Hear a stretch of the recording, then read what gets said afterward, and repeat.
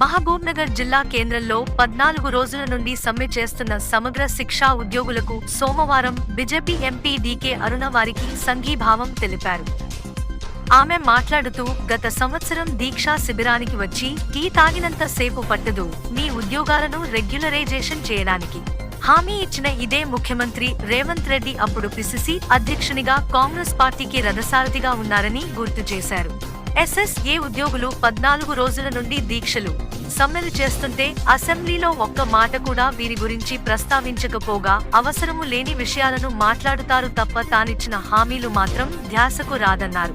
Government టీచర్లతో సమానంగా పనిచేస్తున్నారని, వారి వేతనంతో పోల్చుకుంటే వీరికి వివిధ విభాగాలలో పనిచేస్తున్న వారికి 7,000 నుండి 32,000 వేతనం మాత్రమే ఉందని సీఎం రేవంత్ రెడ్డి వెంటనే స్పందించి వారి సమస్యలను పరిష్కరించి వారికి మీరిచ్చిన హామీని నిలబెట్టుకోవాలని ఆమె అన్నారు.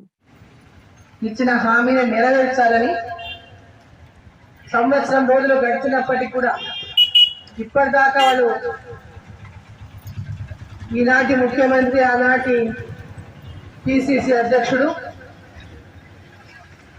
ఏదైతే ఎన్నికల ముందు హామీ ఇచ్చిందో ఆ హామీని నమ్మి మేమందరం కూడా ఈ యొక్క ప్రభుత్వం రావడానికి మా మద్దతు తెలిపినామని, మా సమస్యలు కాంగ్రెస్ ప్రభుత్వం అధికారంలోకి వచ్చిన సంవత్సరం దాటినప్పటికీ కూడా మా యొక్క సమస్యలను పరిష్కరించలేదని, సమగ్ర శిక్ష ఉద్యోగులందరూ కూడా ప్రతి జిల్లా కేంద్రంలో ఈరోజు ఈ యొక్క ప్రభుత్వానికి కనువిప్పు కలిగించాలని, వాళ్ళు ఇచ్చిన హామీని గుర్తు చేయాలని, వాళ్ళు ఇచ్చినటువంటి హామీని నిలబెట్టుకోవాలని చెప్పి ఈరోజు ప్రభుత్వం దృష్టికి 14 రోజుల నుంచి ఇక్కడ దీక్షలు చేస్తా ఉన్నారు. 14 రోజుల నుంచి దీక్షలు చేస్తున్న అసెంబ్లీ సమావేశాలు జరిగినాయి. మొన్నటిదాకా అసెంబ్లీ సమావేశాల్లో కూడా ఈ సమస్య పైన ఊసెత్తలేదు. అవును, రాష్ట్రంలో ఇంత పెద్ద ఎత్తున అధికారంలో లేనప్పుడు ఆనాటి పిసిసి అధ్యక్షులుగా కానీ రేవంత్ రెడ్డి, ఈనాటి ముఖ్యమంత్రి రేవంత్ రెడ్డి కానీ, ఈనాడు మంత్రులుగా ఉన్నటువంటి మంత్రులందరూ ఆనాడు మీరు చేసినటువంటి దీక్షా శిబిరాలకు వచ్చి హామీలు ఇచ్చి టీ తాగినంత సేపు కూడా పట్టదు మీకు మీ ఉద్యోగాలు రెగ్యులరైజ్ చేయడానికి అని చెప్పినటువంటి రేవంత్ రెడ్డి గారు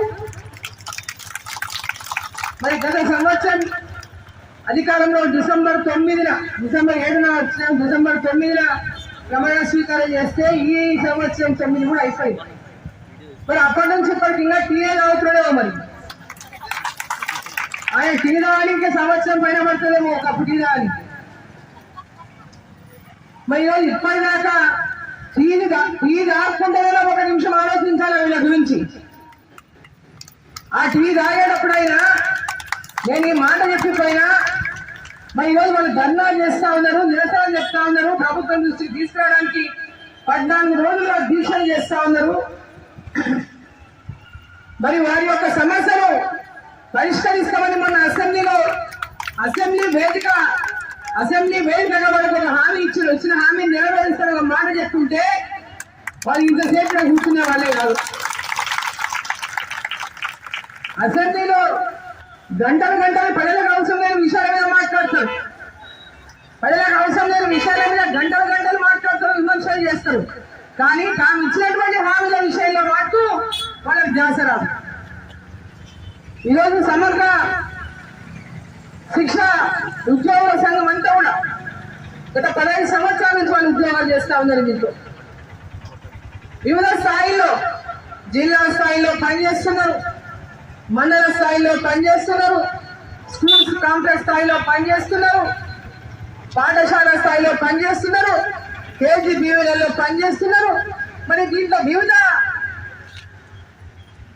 వివిధ స్థాయిల్లో పనిచేస్తూ 7,000 నుంచి 32,000 రూపాయల జీతాన్ని వాళ్ళు తీసుకుంటున్నారు. మనం ఈరోజు ఎవరిని పెట్టుకున్నామన్నా నెలకు చిన్న ఇంట్లో ఏదన్నా మన సహాయం కోసం ఎవరన్నా మనం పెట్టుకోవాలన్నా 10,000 తక్కువ ఎవరు వచ్చే పరిస్థితి. మినిమం పెయిన్ వాళ్ళే చెప్తారు, రోజుకు మినిమం పెయిన్ ఇవ్వాలని. 350 కంటే మినిమం పే కూడా తక్కువ లేదు. మరి అది కూడా చూసుకుంటే రోజు ఎక్కడ ఉంది, మినిమం పే కూడా లేదు. మరి ఈరోజు రాష్ట్ర ప్రభుత్వం అధికారంలోకి వచ్చి ఎన్నికల ముందు అడ్డమైన హామీలు ఇచ్చింది. ఓట్లు అంటే ఎన్నికల ఓట్లు వస్తే చాలు, మేము అధికారంలో కుర్చీ ఎక్కితే చాలు, ఎన్ని ఉంటే అన్ని హామీలు ఇచ్చేద్దాం, ఎవరు ఏమవుతుందో అది ఇచ్చేద్దామని చెప్పి ఇటువంటి విధంగా మాట ఇచ్చింది. అడిగిందల్లా మేము చేసేస్తామనేటువంటి విధంగా మాట్లాడింది. కానీ ఈరోజు అధికారంలోకి వచ్చిన తర్వాత అన్ని గడుపులు ఏడుస్తున్నారు. పైసలు లేవు. మరి ఆ రోజు లేవు, ఆ రోజు ప్రజలలో ఖాళీ ఉండేది. ఆ రోజు కూడా తెలంగాణ రాష్ట్రం అప్పులో కూడుకొని పోయిందని తెలుసు కదా అందరికీ. రోజంతా అందరం అదే మాట్లాడినాం, ఈ రాష్ట్రం అప్పుల పాలైందని మాట్లాడినాం. రేవంత్ రెడ్డి కూడా మాట్లాడిండు, కాంగ్రెస్ లో ఉన్న అందరూ మాట్లాడిండు. మేము మాట్లాడినట్లే వాళ్ళు మాట్లాడినారు. మరి అప్పులో ఉన్నటువంటి రాష్ట్రంలో మరి ఇవన్నీ హామీలు అంటే ఓట్ల కోసం అబద్ధాలు చెప్పిన హామీలు ఇచ్చినవా, నిజంగా చిత్తూరు వాళ్ళకి మాట చెప్పినవా? వీళ్ళ సర్వీస్ తీసుకుంటూ వీళ్ళ సేవలను ఉపయోగించుకుంటూ ఏ టీచర్లకు కూడా తక్కువ కాకుండా పనిచేస్తూ టైం ఇచ్చి ఏజీబీవీలలో కానీ వివిధ స్థాయిలో కానీ వాళ్ళు పనిచేస్తూ పూర్తి సమయాన్ని ఇచ్చి వాళ్ళు పనిచేస్తూ ఉన్నారు. ఏ టీచర్కి గవర్నమెంట్ తక్కువ కాకుండా వాళ్ళు పనిచేస్తూ ఉన్నారు. మరి వాళ్ళ వేతనాలతో రోజుకుంటే వీళ్ళకి ఇచ్చే ఉన్నటువంటి వేతనాలు ఎంతో ఒకసారి ఆలోచన చేయాలి ముఖ్యమంత్రి గారు. దీక్షా శిబిరాలకు పోయి అధికారంలోకి రావాలి కానీ అబద్ధం మాటలు చెప్పి ఈరోజు ముఖ్యమంత్రి కుర్చీ ఎక్కినాక వాళ్ళు గుర్తు కూడా రాకుండా ఉన్నారంటే ముఖ్యమంత్రి స్థాయిలో ఉండేటటువంటి అర్హత ముఖ్యమంత్రికి లేదని చెప్పి తెలియజేస్తా ఉన్నా. ఇచ్చిన మాట నిలబెట్టి ఒక సంవత్సరం అయిపోయి వాళ్ళని పిలిచి ఒక్కరోజైనా మాట్లాడిందా మీరు? వాళ్ళని పిలిచి ఒక్కరోజైనా వాళ్ళ సంఘంలో వాళ్ళని పిలిచి మాట్లాడుకోండి, మీకు ఆ రోజు ఈ మాట చెప్పినాం, పలానా డైరీ నుంచి మీకు ఈరోజు మీ అందరి యొక్క రెగ్యులైజ్ చేసినటువంటి మాట మేము ఒకరైనా చెప్పిందా? దీక్షా శిబిరాలు ఉంటాయి, వెళ్ళిపోవడం, అడ్డమైనటువంటి మాటలన్నీ చెప్పి మోసాలు చేయడం, అది రేవంత్ రెడ్డిగా జరిగిందని చెప్పి ఈ సందర్భంగా నేను తెలియజేస్తా ఉన్నా. ఒక ముఖ్యమంత్రి స్థాయి ఆ రోజు కూడా మామూలు స్థాయిలో లేదైనా, ఆ రోజు పిసిసి అధ్యక్షుడుగా ఉన్నారు. ఏదో ఒక ఎమ్మెల్యే వచ్చి ఇట్లా చెప్పిండు పోయిండు పైన వేరే విధానం కాదు. ఆ రోజు పిసిసి అధ్యక్షుడు అంటే ఈ రాష్ట్రానికి కాంగ్రెస్ పార్టీ రథసారథిగా ఉన్నాడు. ఆ రోజు ప్రతి ఒక్క హామీ ఏదైతే ఇచ్చిందో అందరి యొక్క అనుమతితోనే, పార్టీ అనుమతితోనే మీరు హామీలు ఇచ్చిండు. ఏదో ఆషామాషిగా హామీలు ఇవ్వలే. ఇవన్నీ ఏదో ఇప్పుడు 2,500 ప్రతి మహిళకి ఇస్తా అన్నారు, లేదా తులం బంగారం ఇస్తామన్నారు, ₹1,00,000 కళ్యాణ లక్ష్మికి, లేదా చదువుకున్నటువంటి పిల్లలకు నిరుద్యోగులకు నెలకు ₹4,000 నిరుద్యోగ వృద్ధి ఇస్తామన్నారు. దానికి ఖజానాలో ఖాళీ ఉంది కాదు. ఈరోజు వీళ్ళకు ఉద్యోగాలు ఆల్రెడీ చేస్తున్నటువంటి వాళ్ళు ఆల్రెడీ వాళ్ళ సర్వీస్ ని ప్రభుత్వం ఉపయోగించుకుంటా ఉంది. ఆనాడు వాళ్ళ యొక్క సమస్యలు తెలిసినటువంటి సందర్భంలోనే ముఖ్యమంత్రి గారు హామీ ఇచ్చారు.